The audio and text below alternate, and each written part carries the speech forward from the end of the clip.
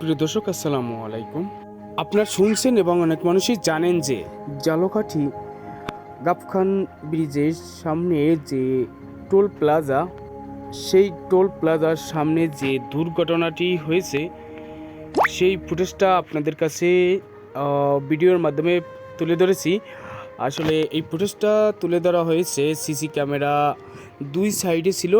সেই দুই সাইডের যে সিসি ক্যামেরা, সে দুটা দিয়েই যে সম্পূর্ণ ভিডিওটা এখানে তুলে ধরা হয়েছে। আপনারা দেখতে থাকুন, দেখুন কিভাবে অ্যাক্সিডেন্টটা হলো আর কিভাবে এই যে ট্রাকটি লাগিয়ে দিল। তাদের জন্য সবাই দোয়া করবেন, তারা যেন সবাই জান্নাতবাসী হতে পারে। আর আপনারা আবারও দেখতে থাকুন, আমি এটা আবারও রিভিউ করে দিতেছি। দেখুন, এই যে ট্রাকটি যেতে আছে, এটা টোল প্লাজা থেকে টোল কেটে চলে যেতে আছে।